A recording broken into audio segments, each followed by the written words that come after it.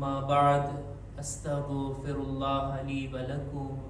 તમામ તારીફ અને હમદુ સનાને લાયક એ પાક પરવરદિગાર છે કે જેની રહેમત એના ગઝબ કરતા આગળ છે।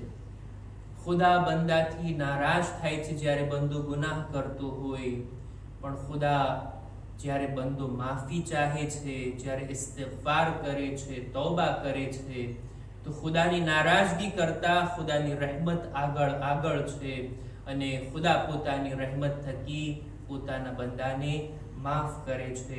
આ માફીનો મહિનો, આ ઇસ્તિગફારનો મહિનો કે જેનો અડધો ભાગ પસાર થઈ ગયો, હવે બાકીના બચેલા અમુક દિવસો અને રાતો આપણા દામનમાં છે, જેનાથી લાભ અને ફાયદો ઉઠાવીએ।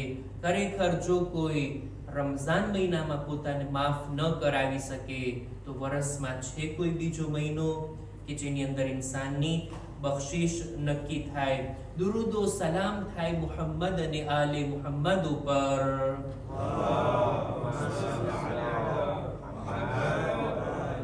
કે જેઓના વસીલાથી આપણી દુઆઓ કબૂલ થાય છે, જેમની મોહબ્બતને ખુદાએ કુરાન મજીદમાં વાજિબ કીધી છે।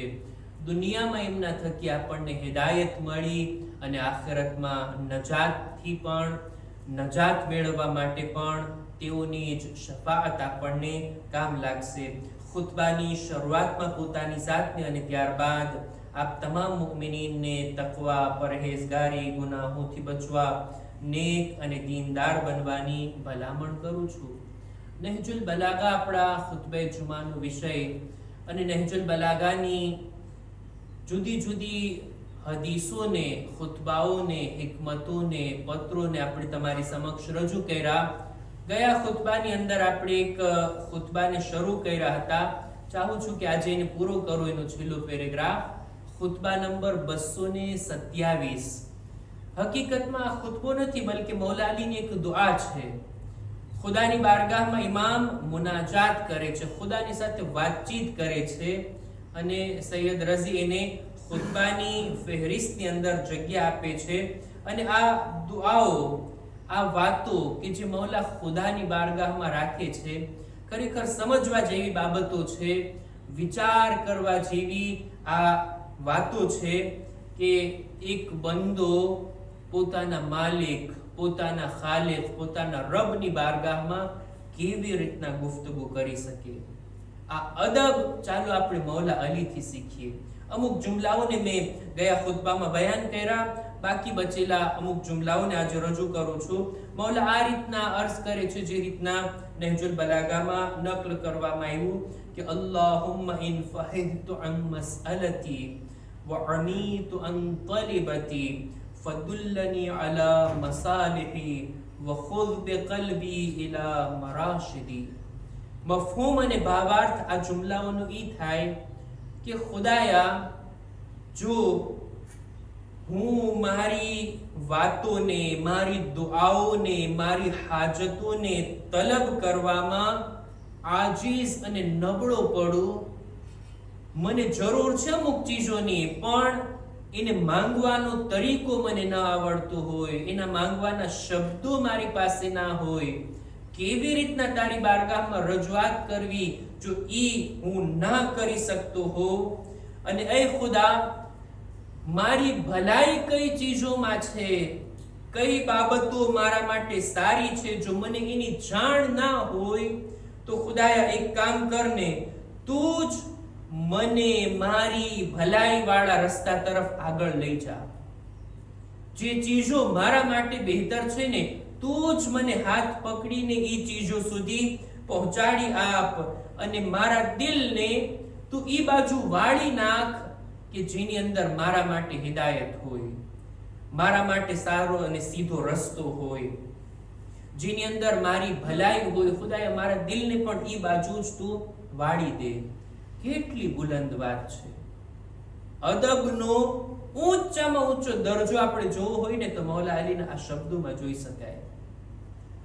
આપણે ખુદા પાસેથી માંગતા હોય, અને માંગવાના દિવસો પણ છે, ખાસ કરીને શબે કદ્ર, દુઆ કરવાની રાતો છે, દિલ ખોલીને માંગીએ ને, જેટલું તલબ કરવું હોય તલબ કરી લઈએ ને, ખુદાની બારગાહમાં પોતાના માટે માંગીએ, પોતાના બાલ બચ્ચાઓ માટે માંગીએ, મા બાપ, સગા વાલાઓ, દોસ્ત બિરાદરો, પાડોશી, મુમિન ભાઈઓ, પોતાના નજીકના દૂરના તમામ સગા વાલાઓ, એ દરેક લોકો જેની સાથે આપણે કઈ ને કઈ વ્યવહાર છે, બધાના હકમાં આપણે દુઆ માંગીએ.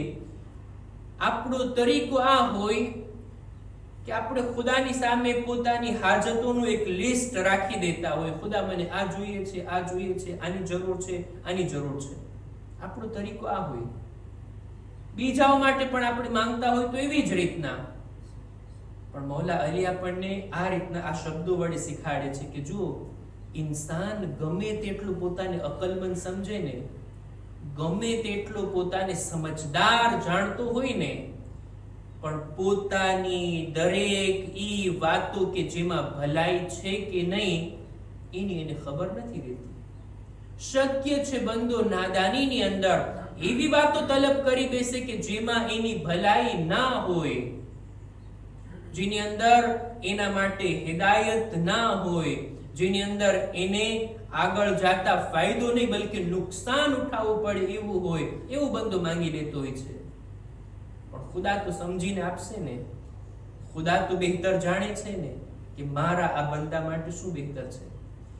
કેટલી સારી વાત કહેવાય કે આપણે આપણી હાજતોને રાખી દઈએ ખુદાના ઉપર. ખુદાએ હું તારો બંદો છું, મારા કરતા તું મને વધારે સારી રીતના ઓળખે છે. કઈ ચીજમાં મારી ભલાઈ છે, કઈ ચીજમાં મારા માટે નુકસાન છે, ખુદાએ આ બધું તું બહેતર જાણે છે. હું તારી પાસેથી એટલું ચાહું છું કે ખુદાયા જે કઈ બહેતર હોય ને મારા માટે ઈ તું મને અતા કર. મારી પાસે શબ્દો નથી માંગવા માટે, મને તરીકો અને સલીકો નથી આવડતો કે કયા શબ્દો વડે, કયા જુમલા વડે અને કઈ કઈ ચીજોને માંગવું. ખુદાયા મને એ વાતનો ખ્યાલ પણ નથી કે કઈ ચીજમાં મારી ભલાઈ છુપાયેલી છે કે એની અંદર મારા માટે નુકસાન છે. બધું તારા ઉપર. તું જ મારા દિલને વાળી દે, તું જ મને એ રસ્તા તરફ લઈ જા કે જેની અંદર મારી ભલાઈ હોય, મારા માટે હિદાયત હોય, મારી દુનિયા અને આખિરત બહેતર બનતી હોય. ખુદાયા તું એવી બાબતો તરફ મને લઈ જા. પછી આગળ ફરમાવે છે ફલૈસ ઝાલિકા બિનુકરિન મિન હિદાયતિક. ખુદાયા આ રીતનું કામ કે અમે દુઆ માંગીએ ને તું આપે ના કરતા જે બહેતર છે એ તરફ અમને વાળી દે. આ તારું કામ કોઈ નવીન વાત નથી મારા માટે. મારા પહેલા પણ કેટલા બંદાઓ સાથે તે આ રીતનો વ્યવહાર કર્યો છે. વલા બિબિદઇન મિન કિફાયાતિક. ખુદાયા મારી પહેલાના લોકોની સાથે પણ તે આવો જ વ્યવહાર કર્યો છે. આમાં કોઈ નવીનતા નથી. તારી રહેમત એટલી વધારે છે, તારો લુત્ફો કરમ એટલો વધારે છે કે તું તારી જ રીતના તારો બંદો જો તારા તરફ રજૂ થાય ને, તું બહેતરીન રસ્તા તરફ એના દિલને વાળે છે. બહેતરીન ચીજો છે એના હાથમાં ભલાઈ છે, તું એને અતા કરે છે. ખુદાયા જેવી રીતના બીજાઓ સાથે પણ તે આમ કર્યું છે, મારી સાથે પણ આમ કર ને. મને પણ તું જ સીધો રસ્તો બતાવ ને. મને તો માંગતા આવડતું નથી. મારી હાજતોને તું જ બહેતર જાણે છે. મારા દિલની અંદર જે કંઈ છે, મારી દિલની જે ચાહતો છે, શક્ય છે નુકસાનકારક ચીજોને હું ચાહતો હો, પણ ખુદાયા તારા તરફથી એ જ મળે કે જે મારા માટે બહેતર છે. આ બધું હું તને સોંપું છું અને તારા ઉપર રાખું છું કે આ તારો બંદો તારી બારગાહમાં હાજર દામન ફેલાવીને બેઠો છે. બસ ખુદાયા તું જે બહેતર જાણે એ મારા દામનમાં નાખી દે.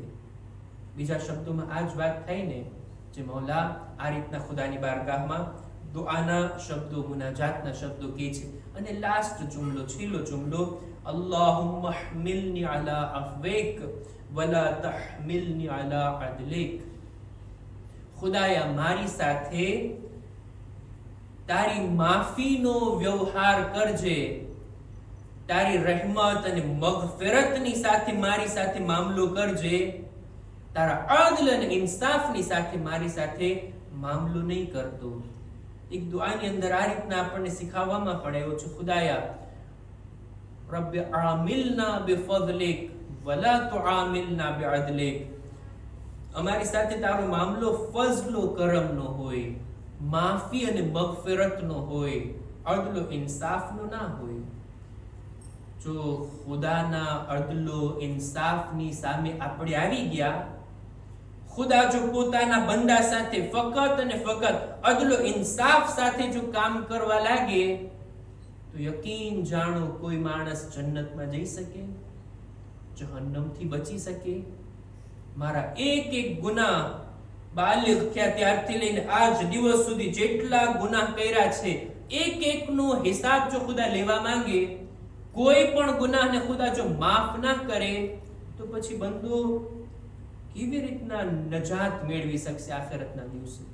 એટલે જ ખુદાએ તારા ન્યાય અને ઇન્સાફથી ડરું છું, તારા અદલ અને ન્યાયથી ડરું છું. તું અમારી સાથે માફીનો વ્યવહાર કરને, અમારા ગુનાહોને દરગુજર કરને, અમારા ગુનાહોથી મોઢું ફેરવી લેને, અમારા ગુનાહોને નામે અમાલમાંથી પાક અને સાફ કરી નાખને.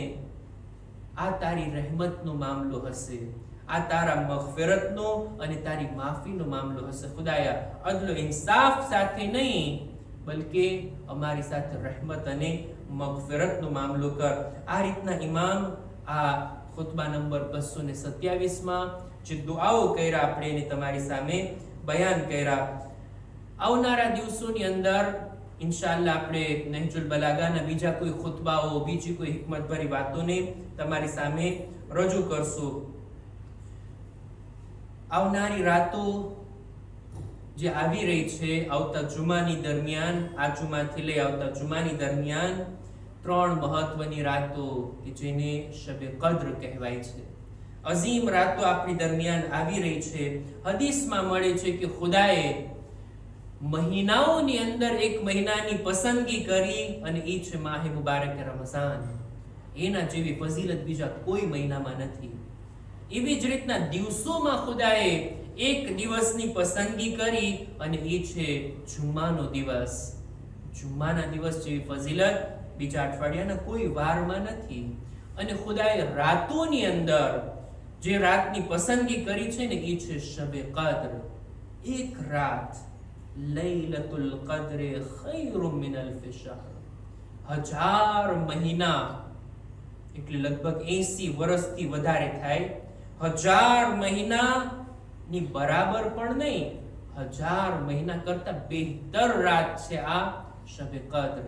કોઈ પણ અમલ ઈ રાતમાં કરવામાં આવે 1000 મહિનાઓ કરતા ઈ રાત અફઝલ છે. ખુદા ઇન્શાઅલ્લાહ આ દિવસોની અંદર, આ રાતોની અંદર દુઆઓ કરવાની, આમાલ કરવાની, ઇબાદતો કરવાની આપણને નેક તૌફીક અતા ફરમાવે. અને સાથોસાથ હમદર્દી જતાવી આપણે ઈ મઝલૂમોની સાથે કે બે ગુનાહ જેમને કત્લ કરવામાં આવ્યા, ઝાલિમોના નિસ્તો નાબૂદ થવાની આપણે દુઆ પણ ગુજારીએ. અને ઝમાનાના ઇમામની ખિદમતમાં વક્તના મુજતહિદ, એ આલિમ, એ સૈયદ, એ મરજે તકલીદની શહાદતની પણ આપણે તસ્લિયત પેશ કરીએ છીએ અને ખુદાની બારગાહમાં દુઆ ગુજારીએ છીએ, ખુદાયા દુનિયામાં ઝાલિમોને નિસ્તો નાબૂદ ફરમા, મઝલૂમોની મદદ ફરમા. ખુદાયા દરેક મુઅમિનીન મુઅમિનાતની જાન, માલ, ઇઝ્ઝત, આબરૂની હિફાજત ફરમા. ખુદાયા દુનિયામાં અમન ઓ અમાન કાયમ કર. માબૂદ માહે મુબારક રમઝાનમાં બાકી બચેલા દિવસોને રાતોમાં, ખાસ કરીને શબે કદ્રમાં દુઆ, આમાલ, તિલાવતો, ઇબાદતો કરવાની નેક તૌફીક અતા ફરમા. પરવરદિગાર આ ઝમાનાના ઇમામના ઝુહૂરમાં જલ્દી કર, અમારો શુમાર એમના સાથીઓમાં કર. રબ્બના તકબ્બલ મિન્ના ઇન્નકા અંતસ સમીઉલ અલીમ.